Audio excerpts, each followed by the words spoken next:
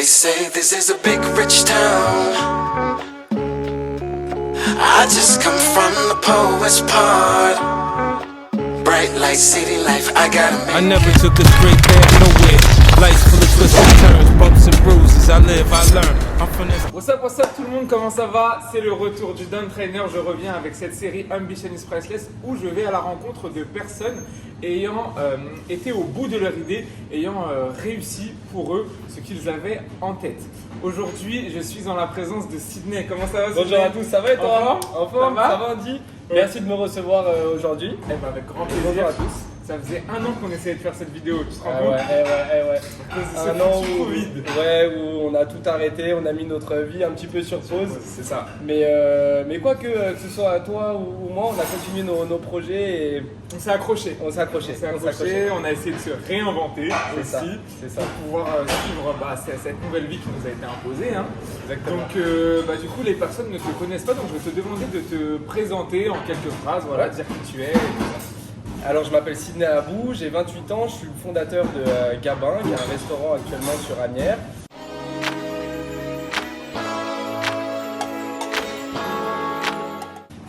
On a des ambitions de développement, donc on va ouvrir, mais j'en dis pas plus, je spoil pas, on va ouvrir très prochainement d'autres structures. Et donc voilà, par rapport à mon cursus académique, très rapidement, j'ai fait une école hôtelière à Paris. J'ai fait un MBA aux États-Unis, j'ai travaillé aussi aux États-Unis et à mon retour des États-Unis, j'ai ouvert Gabin, donc qui est un restaurant dans lequel on fait de la pizza napolitaine et du burger gourmet. Ok, super. Pourquoi, parce que je pense que les gens vont nous poser la question, pourquoi ce mélange de burger et de pizza? Mais en fait, c'est juste l'amour que j'ai pour des produits. Donc, l'amour des burgers, je l'ai eu dans mes voyages aux États-Unis, Ok. quand j'ai vécu à New York notamment, parce que j'ai vécu presque un an à New York. Et ma passion pour l'Italie, depuis le plus jeune âge, je vais tous les étés quasiment en Italie, surtout sur la côte amalfitaine avec mes parents. Et en fait, en rentrant, j'ai voulu créer un endroit où on pouvait manger les deux, mais que ce soit bien fait. Parce qu'en fait, il y a pas mal d'établissements qui le font, mais qui le font pas forcément bien. Et là, on a un sourcing produit très précis. C'est vrai. À l'occasion, de toute façon, on va vous montrer un petit peu tout à l'heure ce qu'il en est de ces belles pizzas et de ces beaux burgers. Mais aujourd'hui, on est surtout là pour parler entrepreneuriat. Donc, Sydney, je vais te poser quelques petites questions. Donc, du coup, comme tu l'as dit, tu as eu un parcours où tu as fait une école hôtelière en France. C'est ça. Ensuite, tu es parti aux États-Unis. C'était dans quel objectif? Pourquoi les États-Unis? Qu'est-ce qui t'a amené là-bas? Alors d'abord l'école hôtelière, en fait, après mon bac ES, j'ai failli faire une école de commerce. D'accord. Mais je trouvais que ça n'avait pas vraiment de sens. Pour moi, une école de commerce, c'était trop large, c'était pas assez concret et j'avais besoin de choses concrètes en fait. C'est-à-dire que j'arrive à m'impliquer dans des choses à partir du moment où je vois le concret qu'il y a derrière. Et donc j'ai très vite abandonné l'idée d'une école de commerce et je me suis dirigé vers une école hôtelière. J'ai pas du tout d'hôtelier dans ma famille, ni de restaurateur, ni quoi que ce soit, donc ça a été vraiment une aventure. Et en fait, ce qu'on se dit, c'est que c'est des métiers de passion, donc soit on accroche très rapidement, soit on lâche. Et moi, j'ai accroché en fait, donc c'est très particulier parce qu'à 18 ans, on est rasé, on a le costume, le week-end on travaille généralement, le soir on finit tard, donc pas de vendredi soir, etc. Donc quand on est jeune, on a envie d'aller voir les potes, sortir. Voilà, exactement. En fait, ça m'a plu. Et donc très vite j'ai accroché, j'ai voyagé, j'ai travaillé à l'étranger. Ça a été une aventure géniale parce qu'en fait à l'étranger ça nous donne l'opportunité de faire un peu une introspection sur soi-même et de se rendre compte de notre identité, de qui on est, d'où on vient, etc. Donc très très bonne aventure et donc voilà, donc maintenant ça fait 10 ans que je suis dans la restauration. D'accord. Et j'adore ça. Et c'est ta première ici, Gabin, c'est ta première structure à toi? Exactement. D'accord, ok, super. Et donc du coup, tu as choisi de venir t'implanter sur Asnières. C'était un choix réfléchi ou c'était parce que tu habites dans le coin? Pourquoi ici? Alors un petit peu les deux. En fait, ça s'est fait un peu par le fruit du hasard. C'est idéalement, au début, je voulais vraiment être situé idéalement sur Paris, voilà, parce que je me suis dit qu'à Paris il y avait beaucoup d'activités, que moi j'aime cette ville, Paris, je trouve ça magique. Et en fait, très vite, je me suis rendu compte que j'avais pas les moyens.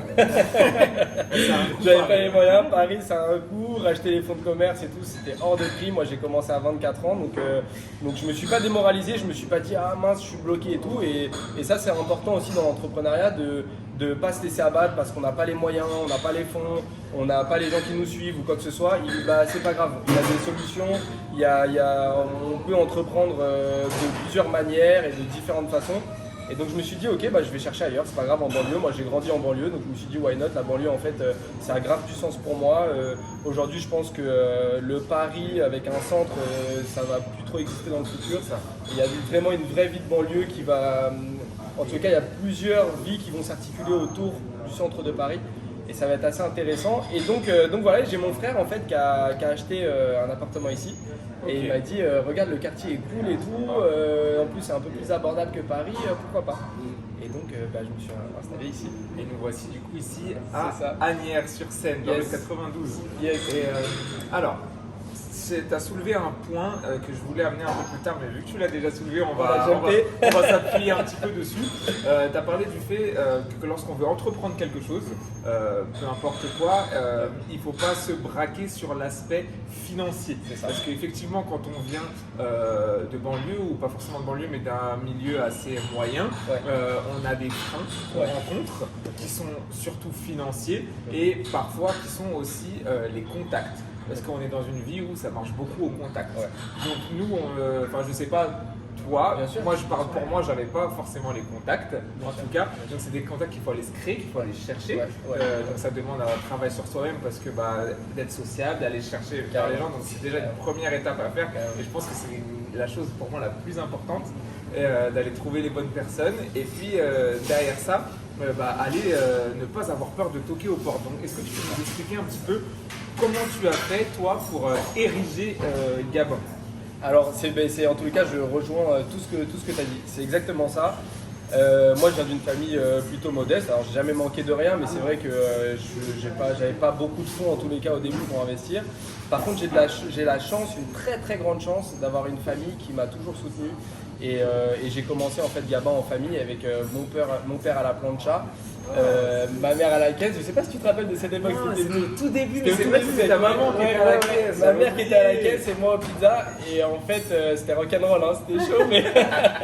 Mais voilà, mais c'est ça. Et en fait, l'idée c'est de composer avec ce qu'on a quand on veut entreprendre. C'est-à-dire que il faut pas se braquer, il faut pas se dire ah je peux pas, j'ai pas l'argent, ah j'ai pas les contacts, ah j'ai pas. Il faut pas se trouver des excuses. En fait, moi j'ai plein d'amis qui étaient plutôt très bons dans ce qu'ils faisaient. Qui avaient envie d'entreprendre et qui se sont arrêtés dans leur démarche parce qu'ils ont trouvé des problèmes. Mais ça fait partie de la vie d'entrepreneur, d'avoir des problèmes et de se dire ah mince, j'ai pas assez d'argent, ah j'ai eu un refus de crédit, ah j'ai eu ceci, ah j'ai eu cela, mais c'est pas grave. Au lieu de faire un restaurant de 200 mètres carrés, on fait un restaurant de 50 mètres carrés au début. Au lieu de prendre un très beau matériel, on en prend un peu moins bon. Et puis petit à petit, les choses se font. Il faut pas non plus, je pense qu'en tous les cas, nous ça peut être un problème de notre génération. Il faut rêver grand, mais il faut se donner aussi les moyens de ses ambitions. C'est-à-dire que il faut y aller quand même piano piano, comme on dit en italien, qui va piano va sano et va lontano. Parce que moi j'ai plein d'amis qui tout de suite voient les choses en grand et veulent entreprendre en fait tout de suite en grand, et comme ils n'y arrivent pas, ils disent ah tant pis j'entreprends pas. Et non, c'est pas grave. On entreprend petit à petit. Il faut se créer des chemins et aller chercher, comme on dit aussi en anglais, step by step, étape par étape, et pour arriver au gros projet Et donc très concrètement, moi comment j'ai fait en fait pour Gabin, j'ai commencé à économiser dès l'âge de 18 ans. Donc t'avais déjà à 18 ans cette idée en tête? Je savais pas que j'allais ouvrir Gabin, mais je savais que j'allais entreprendre. Stylé. Je savais que j'allais entreprendre. Mon père est entrepreneur et il m'a toujours dit l'argent c'est le nerf de la guerre, donc de toute façon, quoi qu'il arrive dans la vie, économise et ça te servira pour plus tard. Et donc moi j'ai travaillé depuis l'âge de 18 ans et j'ai toujours économisé. Donc à 24 ans j'avais un petit pactole, j'ai sollicité les banques, j'ai sollicité 3 banques. Donc ça aussi c'est pareil, n'hésitez pas à solliciter plusieurs personnes parce que vous pouvez avoir un refus, mais les autres qui au contraire vous accordent le crédit. Donc c'est comme un docteur, il peut vous donner, vous dire que vous êtes malade et l'autre non, ou vous donner différents soins. Et donc moi sur 3 banques, j'ai eu un refus et 2 qui m'ont accepté. Donc ça c'est pour la petite anecdote. Je suis allé au CIC qui ont été vraiment cool avec moi. Ils m'ont accompagné. Et puis j'ai ouvert Gabin comme ça et puis voilà. Ok, cool. Donc toi, tu as choisi la voie de la banque. Ouais, la voie de la banque. Ok, La voie de la banque, ouais. Ok, ça marche. Non, parce que pour savoir ceux qui ne le savent pas ou qui se posent peut-être des questions, alors on peut aller vers les banques. Si ça fonctionne, c'est cool. Je suis content pour toi. Pour moi, ça n'a pas marché les banques. Ok. Donc après, il y a ce qu'on appelle aussi des business angels. Ça va être des entreprises qui sont spécialisées dans l'investissement. Et on va avoir une troisième et dernière branche qui va être le Love Money. Le Love Money, ça, c'est vous retrouvez votre famille, vos proches qui vont croire en vous et qui vont vous prêter de l'argent et après vous allez rembourser sur une entente avec eux. Quoi. Donc pour moi, ça a été plutôt le Love Money. Pareil, alors moi ça a été le Love Money, pareil, mes grands-parents qui m'ont beaucoup aidé, mes parents aussi. Mes parents qui n'avaient pas forcément énormément d'argent, donc ils m'ont plus aidé en fait par leur travail, leur force de travail. Ils sont venus vraiment m'accompagner tous les jours au quotidien, midi et soir.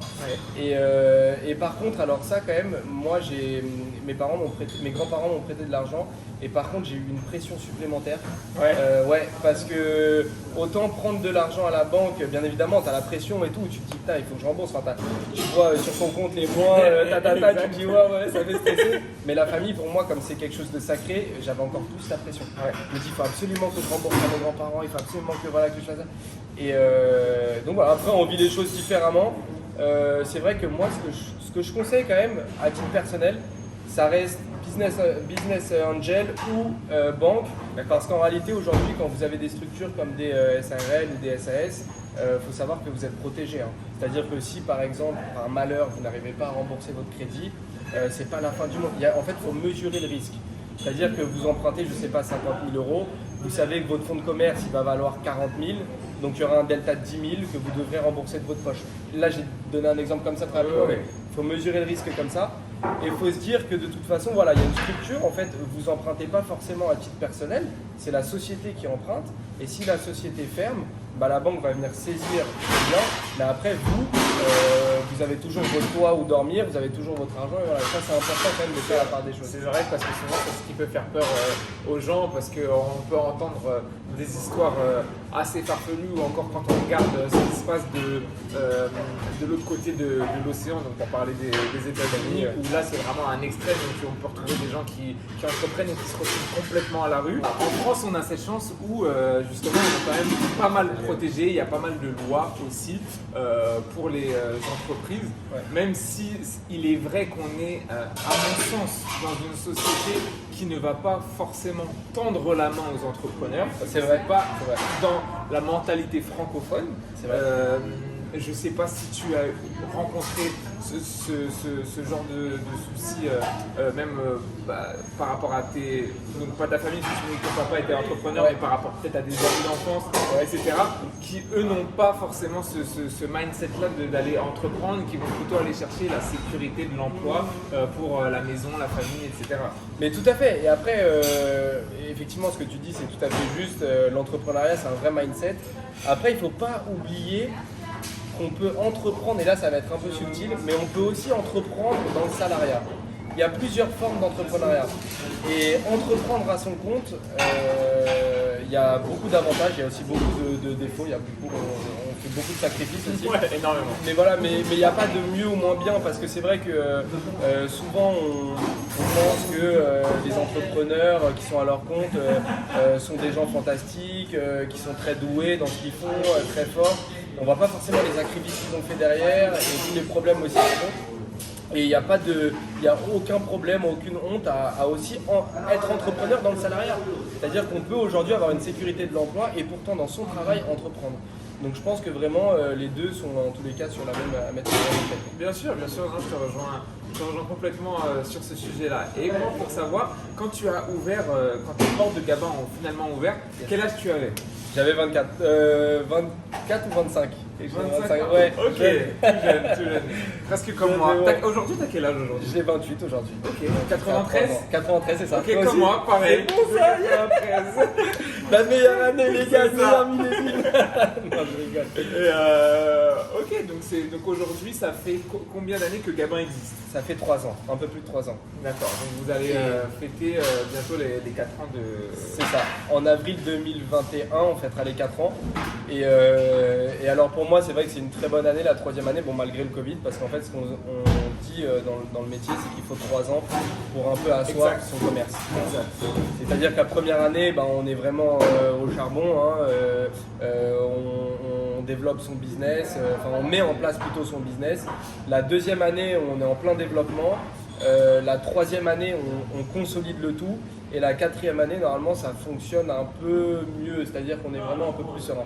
Mais ça prend du temps, ça prend beaucoup de temps. Ça prend énormément de temps et c'est là qu'on voit justement si ce qu'on a mis en place, ça fonctionne réellement. Parce qu'il faut se laisser le temps aussi, il ne faut pas attendre que dès qu'on met quelque chose en place, on claque des doigts et ça tombe du ciel. Et du coup, surtout avec ce qui s'est passé là, on va y venir, le Covid, le fameux Covid qui nous a tous touchés, surtout nous les entrepreneurs qui vivons de ce que l'on gagne dans notre entreprise. Comment est-ce que tu as vécu, en tout cas, la première partie du Covid en mars 2020, comment tu t'es senti, comment tu as vécu, quel était ton état d'esprit? Mais alors moi, ça m'a fait très peur. Au début, ça m'a fait très peur. En fait, je savais qu'on allait fermer parce que l'Italie a été touchée avant nous. Et moi, j'ai beaucoup d'amis et de contacts en Italie, puisqu'on est dans l'Italie, nous, dans ce concert, on fait de la pizza napolitaine. Et j'ai vu la situation très grave en Italie, je me suis dit, c'est sûr, on va pas y louper, on va pas y manquer, ça va arriver aussi à Paris et on va devoir fermer. Donc en fait, j'ai un petit peu anticipé, on avait commencé à un petit peu moins commander de matières premières, j'avais prévenu l'équipe et tout. Donc les choses se sont faites plutôt smoothly, comme on dit en anglais. Voilà, ça a été, la transition s'est faite plutôt, mais ça m'a fait très peur moi en tant qu'entrepreneur parce que je ne savais pas pour quelle durée. J'ai vu ma trésor fondre très rapidement et en fait le premier confinement m'a fait très très mal. Tant sur le plan psychologique que sur le plan financier, ça a été une catastrophe. Après, ça a été différent parce qu'en fait, après, on s'est organisé, on a pu travailler en livraison, on a eu des aides de l'État, les gens ont eu un peu moins peur, ils ont quand même commandé, c'était plus comme le premier confinement, quoi, où on sortait plus de chez soi, on restait dans sa chambre, voilà. Ça, c'était chaud. Ça, c'était très chaud. Mais non, moi j'ai dû faire tampon, donc déjà que je travaillais beaucoup, là j'ai dû travailler 2 fois plus. Puis psychologiquement extrêmement difficile. Après, ce qu'on se dit, c'est que là, on est dans une période de réouverture et maintenant le moral, c'est génial, il n'y a que du bonheur, que des bonnes choses. On a passé une période très très compliquée, mais je pense que surmonter ces étapes-là aussi, mine de rien, ça nous rend un peu plus fort et puis voilà, encore plus optimiste pour l'avenir. Ça, je pense que ça nous a forgé et du coup, ça nous a, comme tu as dit, toi, tu t'es organisé, tu as appris à t'organiser pour faire en sorte que la boîte vive quand même, tes produits, etc. Est-ce que ça t'a demandé beaucoup psychologiquement cet effort-là? Ouais, complètement. Ça m'a vraiment fatigué psychologiquement et donc physiquement, parce que les deux sont liés. Ouais, très fatigant, très prenant, très stressant. Pas facile, mais après voilà, c'est comme, tu vois, nous on n'a pas connu la guerre, tous ces trucs-là, j'ai envie de dire, on peut toujours se comparer à des périodes de l'histoire qui sont quand même un peu plus compliquées et se dire que on a vécu une année. En fait, il faut prendre du recul et relativiser. Alors ça, c'est le gros problème d'entrepreneur, c'est que souvent on a la tête dans le guidon et que du coup on devient très nerveux, on est très énervé, on est très tendu.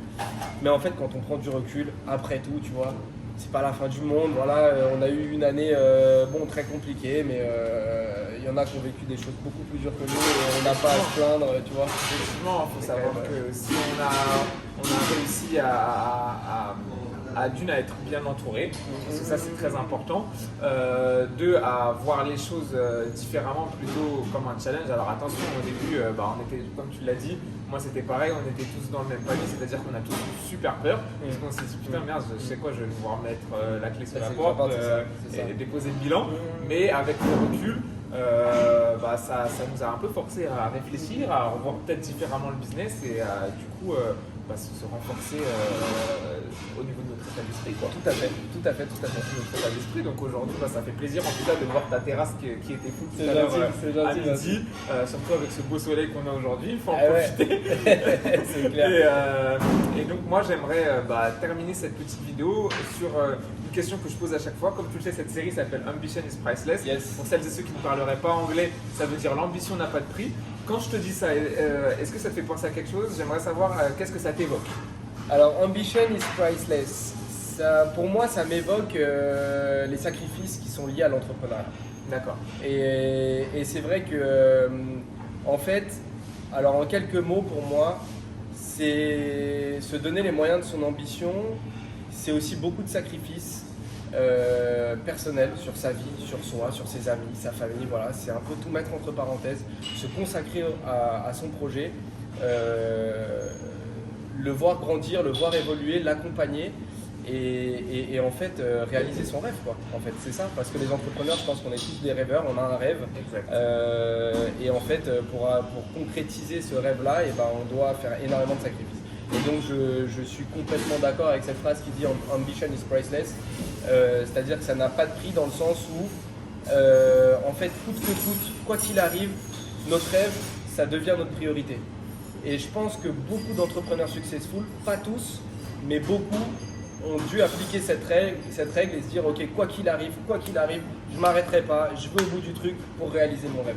Je sais pas si... Si, non, je te rejoins. Moi, j'ai une vision assez générale de ça. Enfin, moi, pour ceux qui viennent d'arriver, mon point de vue sur cette doctrine Ambition is Priceless veut dire que pour moi, on peut tous y arriver. On me dit souvent que je vis dans un monde de bisounours, mais pour moi, il y a une phrase qui est très simple, mais pour moi qui est très vraie, c'est quand on veut, on peut. Exactement. Donc, il faut le vouloir. Comme tu dis, ça va passer par des sacrifices auprès de ta famille, etc. Parfois, les gens vont nous prendre pour des fous. Exactement. Mais si on le veut, on le peut. On a deux bras, on a deux jambes. Si des gens dans le passé l'ont fait, pourquoi pas nous? Il y a une part du gâteau pour tout le monde en fait dans ce monde. Et il ne faut pas se freiner à se dire que vous ne pourrez pas le faire, vous ne pourrez pas avoir un super restaurant de pizza alors qu'il y en a déjà. Les pizzerias, c'est ce qu'il y a de plus, presque à mon avis ce qu'on trouve tous les peut-être 300-400 mètres en Ile-de-France. Et pourtant, on peut ouvrir aujourd'hui encore un restaurant de pizza où les gens vont venir, où les gens vont s'y plaire en fait. Complètement. Et je rajouterai une chose qui est importante. Connaissez-vous, connaissez vos qualités et vos défauts.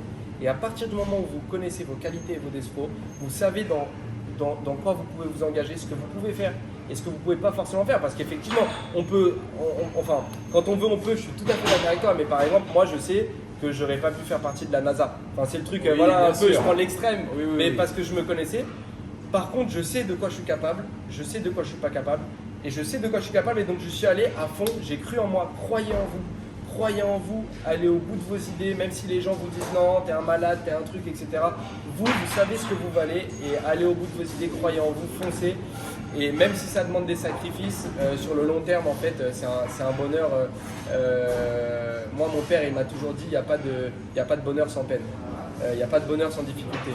Le bonheur, il se trouve là où il y a la difficulté. Et c'est là où vous prendrez le plus votre pied, c'est quand vous surmonterez les plus grosses difficultés. C'est une gratification en fait. C'est ça. La gratification personnelle, c'est de la satisfaction et il n'y a rien de plus beau, à mon sens aussi, sur cette terre.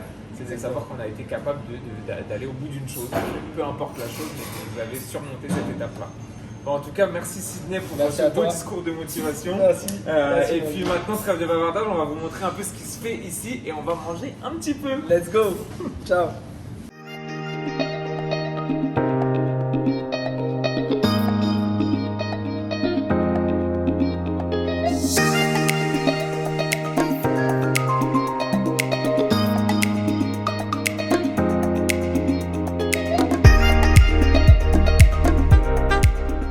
Libère toutes ces saveurs. Il faut lui mettre des petites PC, ça les libère toutes ces saveurs. C'est comme ça, Palolo, qu'on fait en Italie. Les petites baffes. Là, j'ai juste un petit peu comme ça. Voilà, juste pour qu'elle aime. Un po' di olio. Un po' di amore. E amore.